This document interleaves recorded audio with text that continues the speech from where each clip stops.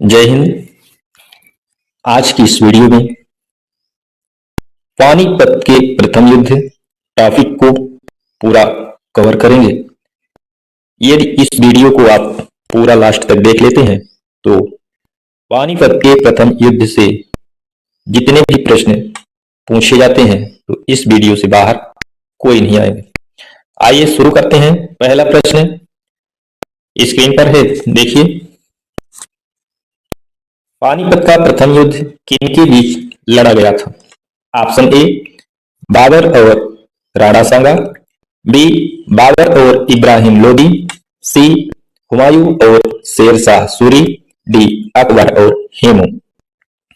तो इस प्रश्न का सही उत्तर होगा ऑप्शन नंबर बी, यानी कि पानीपत का प्रथम युद्ध बाबर और इब्राहिम लोदी के बीच लड़ा गया था। यह युद्ध 21 अप्रैल 1526 को हुआ था। बाबर को भारत पर आक्रमण के लिए दौलत खां लोदी और आलम खां ने आमंत्रित किया था। इस युद्ध ने भारत में मुगल साम्राज्य की नींव रखी। आइए नेक्स्ट देखते हैं। प्रश्न स्क्रीन पर है, बाबर ने इस युद्ध में किस प्रसिद्ध युद्ध नीति का प्रयोग किया था? ऑप्शन ए छापामार युद्ध नीति, बी गोरिल्ला युद्ध नीति, सी तुलगमा युद्ध नीति, डी अग्रगामी नीति। यदि इन प्रश्नों के उत्तर आप जानते हैं तो बहुत अच्छी बात है। रिवीजन लास्ट तक जरूर करिए। देखिए, इस प्रश्न का सही उत्तर होगा ऑप्शन नंबर सी, यानी कि बाबर ने इस युद्ध में तुलगमा युद्ध नीति का प्रयोग किया था। तुलगमा क्या है समझ लीजिए।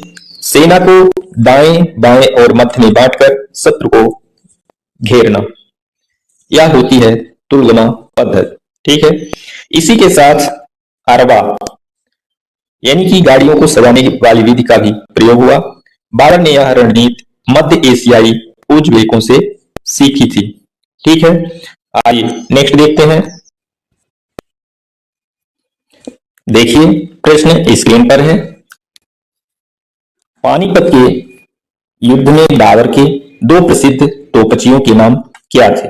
ऑप्शन ए उस्ताद अली और मुस्तफा, बी जफर खां और नुसरत शाह, सी बैरम खां और मुनीम खां, डी अब्दुल्ला खां और महदी ख्वाजा। सही ऑप्शन चूज करने का प्रयास कीजिए। तो देखिए, इस प्रश्न का सही उत्तर होगा ऑप्शन नंबर ए, यानी कि पानीपत के युद्ध में बाबर के दो प्रसिद्ध तोपचियों के नाम थे उस्ताद अली और मुस्तफा। उस्ताद अली ने तोप खाने का और मुस्तफा ने बंदूकधारियों का नेतृत्व किया। भारत में पहली बार बारूद और तोपों का इतना प्रभावी प्रयोग इसी युद्ध में देखा गया। ओके, आइए नेक्स्ट देखते हैं। प्रश्न स्क्रीन पर है, इब्राहिम लोदी के साथ युद्ध में कौन सा भारतीय राजा मारा गया था? ऑप्शन ए मेदिनी राय, बी राजा मानसिंह तोमर, सी राजा विक्रमाजीत, डी राणा सांगा। सही ऑप्शन चूज करने का प्रयास कीजिए।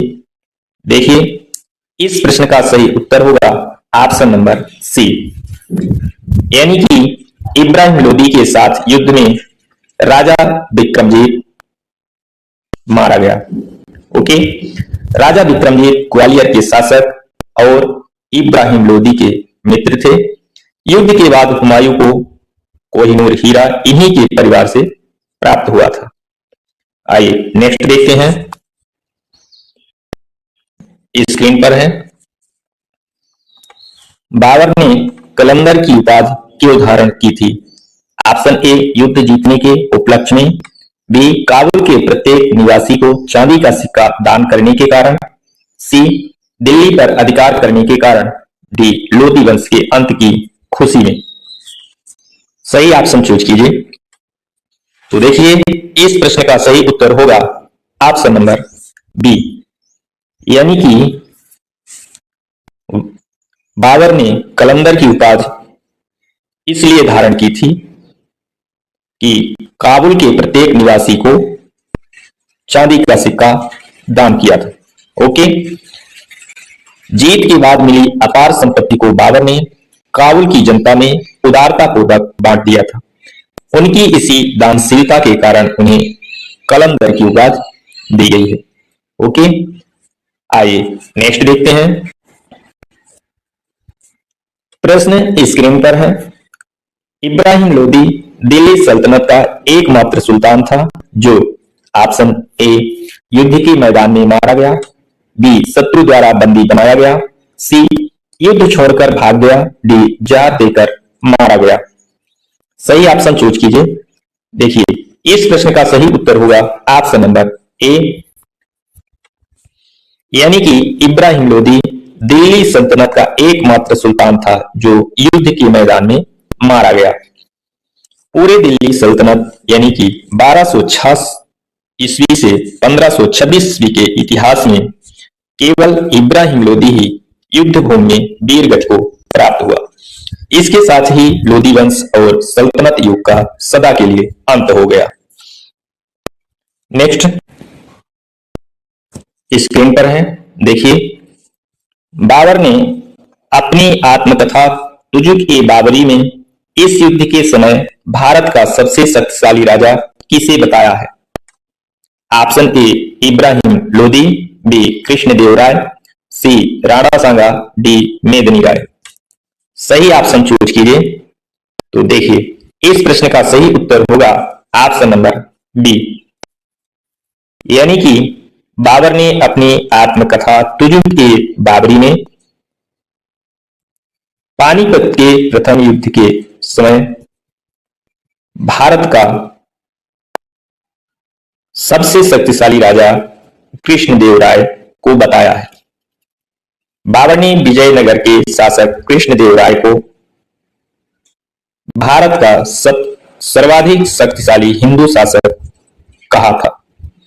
उत्तर भारत में उसने राणा सांगा को अपना मुख्य प्रतिद्वंदी माना था। आइए नेक्स्ट देखते हैं। प्रश्न स्क्रीन पर है। गाड़ियों को बांधकर उनके बीच तोपें रखकर चलाने की विधि को क्या कहा जाता था? ऑप्शन ए रोमी विधि, बी गजनी विधि, सी फारसी विधि, डी तुर्की विधि। बताइए, सही ऑप्शन चूज कीजिए। तो देखिए, इस प्रश्न का सही उत्तर होगा ऑप्शन नंबर ए, यानी कि गाड़ियों को बांधकर उनके बीच तोपें रखकर चलाने की विधि को रोमी विधि यानी कि ऑटोमन विधि कहा जाता था। इसे उस्मानी विधि भी कहा जाता है। इसमें दो गाड़ियों के बीच जगह छोड़कर वहां तोपें रखी जाती थी और उन्हें चमड़े के रस्सों से बांधा जाता था। ओके, आइए नेक्स्ट देखते हैं। वीडियो को लास्ट तक जरूर देखिएगा। यदि पसंद आए तो लाइक कीजिएगा, शेयर कीजिएगा और ये चैनल को सब्सक्राइब नहीं किए हैं तो प्लीज सब्सक्राइब कर लीजिए। नेक्स्ट देखिए, प्रश्न स्क्रीन पर है। इब्राहिम लोदी की सेना की संख्या अनुमानतः कितनी थी? Option A 50,000, B 1,00,000, C 2,00,000, D 10,000। सही ऑप्शन चूज कीजिए।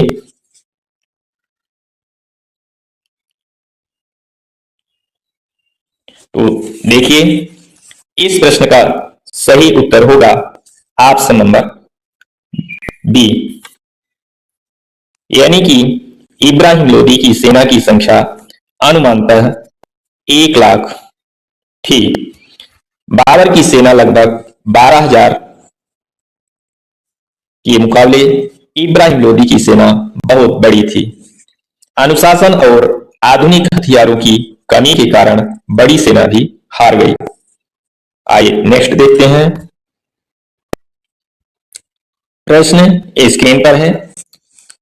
बाबर के आक्रमण के समय दिल्ली का सुल्तान कौन था? Option A Bahlol Lodi, B Sikandar Lodi, C Ibrahim Lodi, D Daulat Khan Lodi. सही ऑप्शन चूज कीजिए।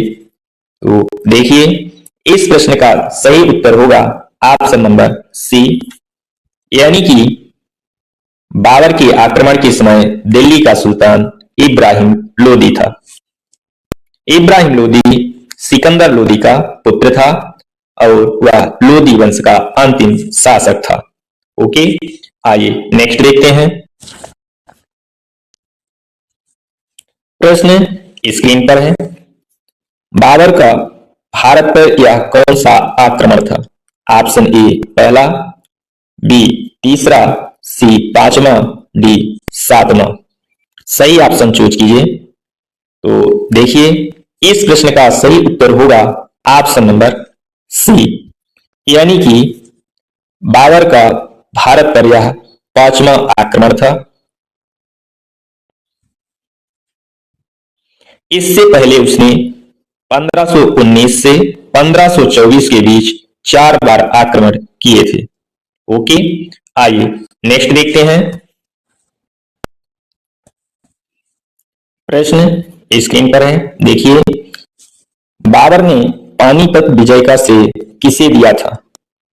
ऑप्शन ए अपने तोपखाने को, बी अपने घुड़सवारों को, सी अपने धनुर्धारियों को, डी अपनी किस्मत को। सही ऑप्शन चूज कीजिए।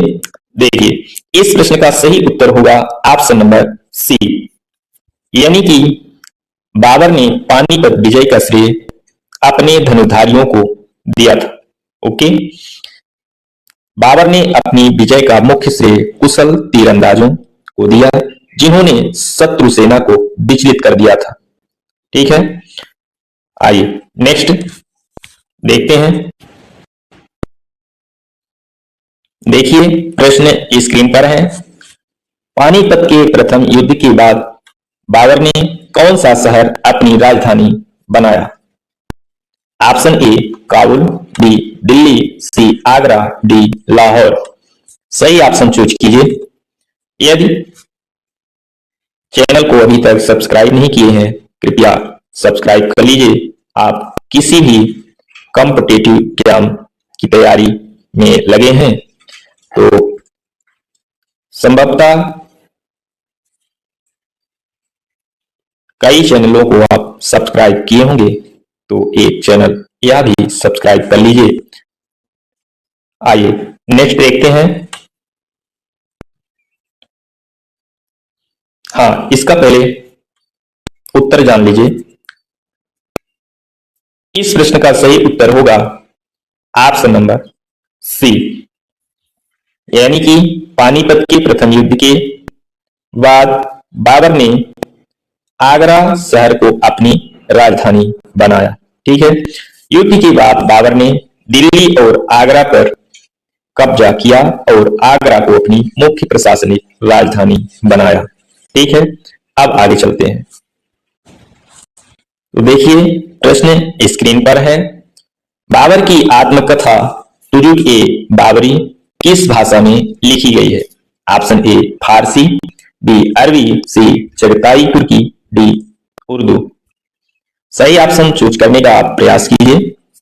देखिए, इस प्रश्न का सही उत्तर होगा ऑप्शन नंबर सी, यानी कि बाबर की आत्मकथा तुजुक ए बाबरी चगताई तुर्की भाषा में लिखी गई है। ये महत्वपूर्ण जानकारी है, आप इसे जरूर ध्यान में रखिएगा। कभी कभी घुमा करके क्वेश्चन पूछ लिए जाते हैं। यह मुगल काल की एकमात्र महत्वपूर्ण पुस्तक है जो मूल रूप से तुर्की में लिखी गई है। ओके, बाद में अकबर के समय इसका फारसी अनुवाद यानी बाबरनामा हुआ था। ठीक है, आइए नेक्स्ट देखते हैं।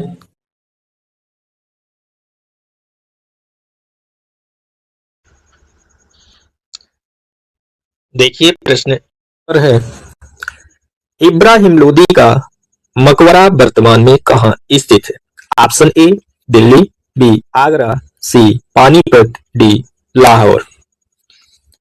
सही ऑप्शन चूज कीजिए। तो देखिए इस प्रश्न का सही उत्तर होगा ऑप्शन नंबर सी, यानी कि इब्राहिम लोदी का मकबरा वर्तमान में पानीपत में स्थित है। यह हरियाणा के पानीपत शहर में स्थित है, जहां वह युद्ध में वीरगति को प्राप्त हुआ था। आइए नेक्स्ट देखते हैं। प्रश्न स्क्रीन पर है। पानीपत के युद्ध में बाबर के पुत्र हुमायूं ने कहां की सेना का नेतृत्व किया था? ऑप्शन ए दाहिना पक्ष, बी बायां पक्ष, सी मध्य पक्ष, डी अग्रगामी दल। सही ऑप्शन चूज कीजिए। तो देखिए इस प्रश्न का सही उत्तर होगा ऑप्शन नंबर ए, यानी कि पानीपत के युद्ध में बाबर के पुत्र हुमायूं ने दाहिना पक्ष का नेतृत्व किया था। हुमायूं ने दाहिने पक्ष की कमान संभाली थी, जिसने इब्राहिम लोदी की सेना पर कड़ा प्रहार किया। ओके, आइए नेक्स्ट देखते हैं। देखिए प्रश्न स्क्रीन पर है।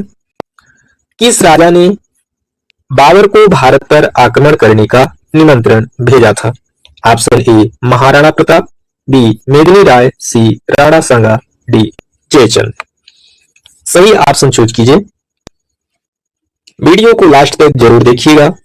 यह वीडियो यदि आप लास्ट तक देख लेते हैं तो पानीपत के प्रथम युद्ध से कोई भी प्रश्न आ जाएगा तो आपसे छूटेगा नहीं, आप सॉल्व कर लेंगे आसानी से। तो देखिए इस प्रश्न का सही उत्तर होगा ऑप्शन नंबर सी, यानी कि राणा सांगा ने बाबर को भारत पर आक्रमण करने का निमंत्रण भेजा था। इतिहासकार बताते हैं कि राणा सांगा ने सोचा था कि बाबर लूट कर चला जाएगा और लोदी वंश के कमजोर होने पर वे दिल्ली पर अधिकार कर लेंगे। ओके, आइए नेक्स्ट देखते हैं। प्रश्न स्क्रीन पर है। बाबर ने पानीपत के युद्ध की याद में कौन सी मस्जिद बनवाई थी? ऑप्शन ए जामा मस्जिद, बी काबुली बाग मस्जिद, सी बाबरी मस्जिद, डी मोती मस्जिद।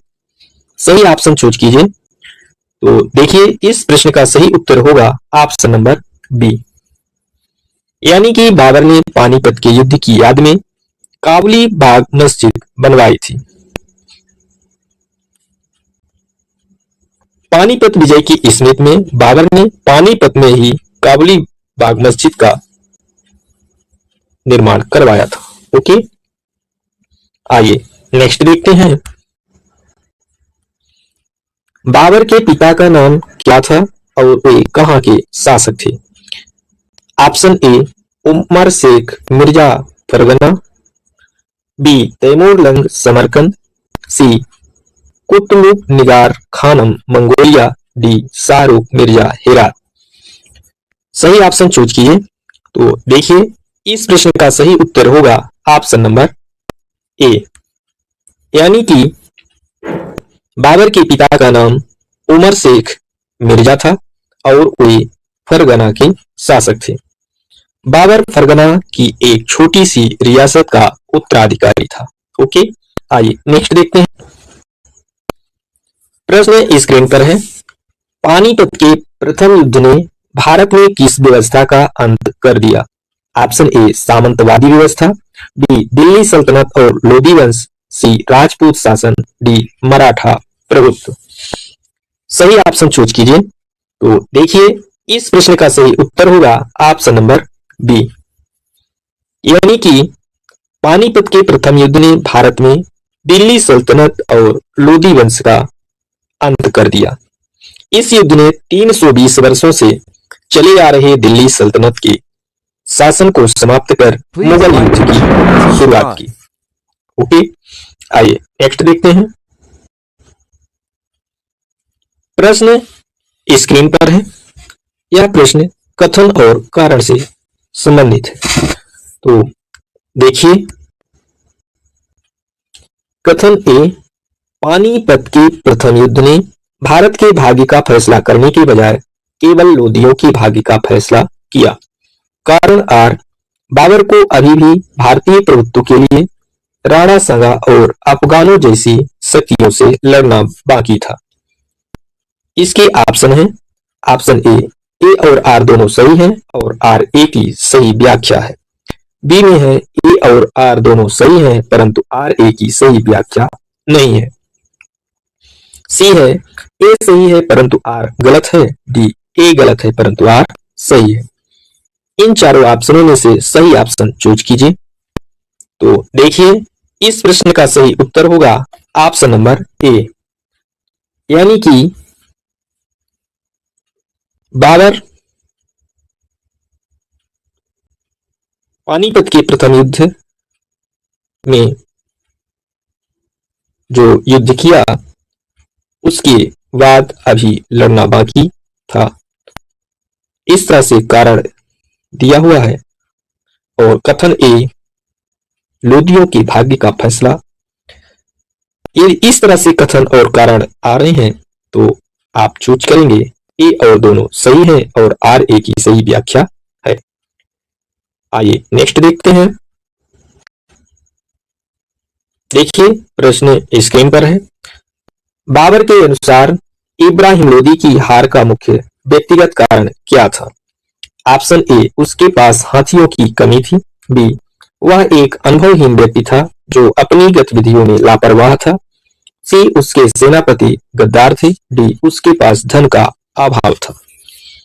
सही ऑप्शन चूज कीजिए। तो देखिए, इस प्रश्न का सही उत्तर होगा ऑप्शन नंबर बी, यानी कि बाबर के अनुसार इब्राहिम लोदी की हार का मुख्य व्यक्तिगत कारण यह था कि वह एक अनुभवहीन व्यक्ति था जो अपनी गतिविधियों में लापरवाह था। ओके, बाबर ने अपनी आत्मकथा में लिखा है कि इब्राहिम लोदी ने बिना किसी योजना के युद्ध किया और वह ना तो रुकना जानता था और ना ही आगे बढ़ना। आइए नेक्स्ट देखते हैं। प्रश्न स्क्रीन पर है।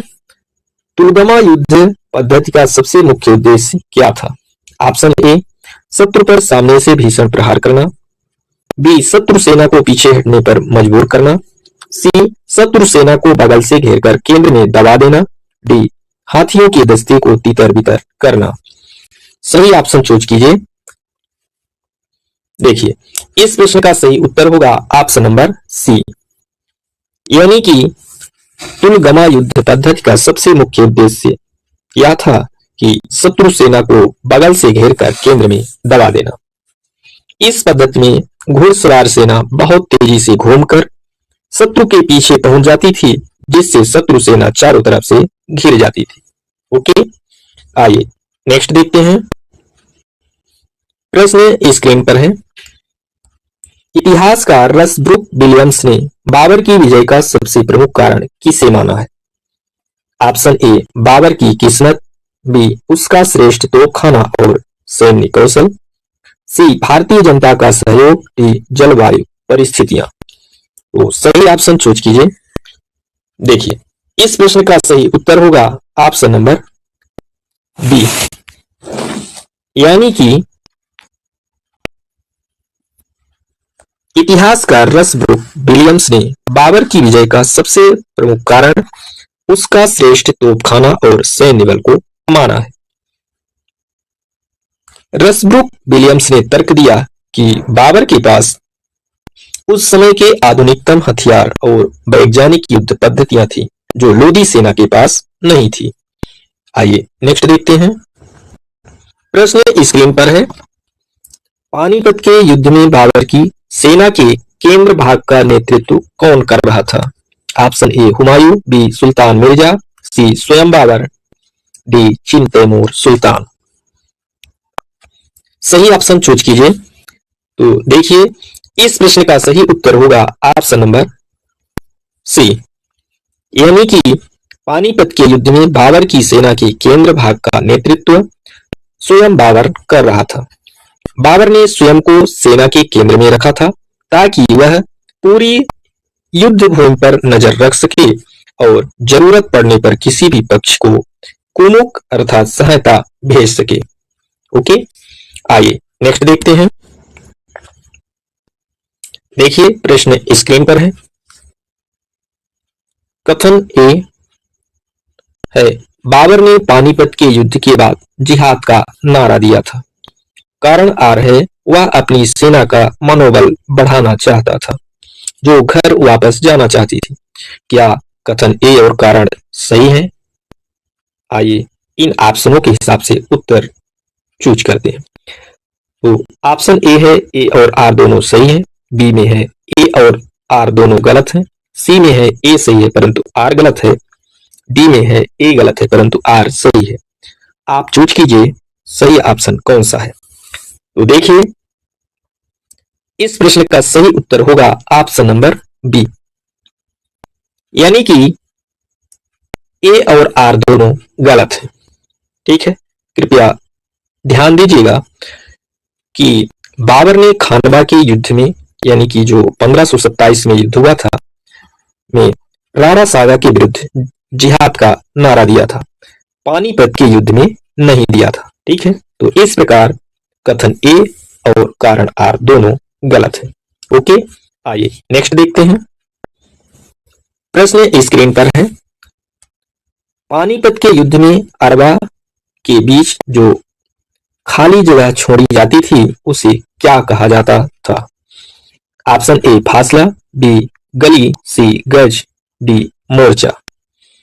सही ऑप्शन चूज कीजिए। तो देखिए इस प्रश्न का सही उत्तर होगा ऑप्शन नंबर बी, यानी कि पानीपत के युद्ध में अरबा अर्थात गाड़ियों के बीच जो खाली जगह छोड़ी जाती थी उसे गली कहा जाता था। दो गाड़ियों के बीच लगभग 5 से 6 गज की दूरी या गली छोड़ी जाती थी जहां से तोपें फायर की जाती थी और जरूरत पड़ने पर घुड़सवार बाहर निकलकर हमला करते थे। ओके, आइए नेक्स्ट देखते हैं। देखिए प्रश्न स्क्रीन पर है, पानीपत के प्रथम युद्ध के समय पंजाब का वह गवर्नर कौन था जिसने बाबर को आमंत्रित किया था? Option A Bahlol Lodi, B Daulat Khan Lodi, C Tatar Khan, D Dilawar Khan. सही ऑप्शन चूज कीजिए। वीडियो को लाइक कर दीजिए और चैनल को सब्सक्राइब कर लीजिए यदि अभी तक नहीं किए हैं। अपनों के बीच इस वीडियो को शेयर जरूर कीजिए ताकि जिनको जरूरत है उनके पास तक यह वीडियो पहुंच सके। देखिए बात करते हैं इस प्रश्न के उत्तर के बारे में। तो इस प्रश्न का सही उत्तर होगा ऑप्शन नंबर बी, यानी कि पानीपत के प्रथम युद्ध के समय पंजाब का दौलत खां लोदी बाबर को आमंत्रित किया था।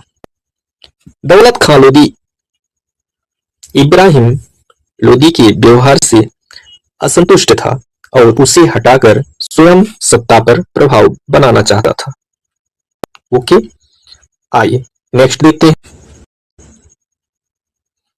देखिए प्रश्न स्क्रीन पर है, बाबर ने किस युद्ध पद्धति के तहत अपनी सुरक्षित सेना का प्रयोग किया था?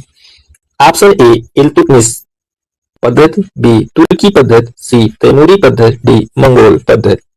सही ऑप्शन चूज कीजिए। तो देखिए इस प्रश्न का सही उत्तर होगा ऑप्शन नंबर सी, यानी कि बाबर ने तैमूरी युद्ध पद्धति के तहत अपनी सुरक्षित सेना का प्रयोग किया था। बाबर अपनी सेना की एक टुकड़ी को हमेशा रिजर्व यानी कि सुरक्षित रखता था, जिसका उपयोग तब किया जाता था जब मुख्य सेना थक जाती थी या संकट में होती थी। ओके, आइए नेक्स्ट देखते हैं। देखिए प्रश्न स्क्रीन पर है, पानीपत के युद्ध के बाद बाबर ने हुमायूं को कहां भेजा था ताकि खजाने पर अधिकार किया जा सके? Option A Delhi, B Agra, C Jaunpur, D Gwalior. सही ऑप्शन चूज कीजिए। तो देखिए इस प्रश्न का सही उत्तर होगा ऑप्शन नंबर बी, पानीपत के युद्ध के बाद बाबर ने हुमायूं को आगरा भेजा था ताकि खजाने पर अधिकार किया जा सके। बाबर ने स्वयं दिल्ली की ओर कूच किया और हुमायूं को तुरंत आगरा भेजा। ताकि वहां लोधी वंश का खजाना सुरक्षित किया जा सके। तो आज इतना ही। वीडियो को लास्ट तक देखने के लिए आपका हृदय से धन्यवाद।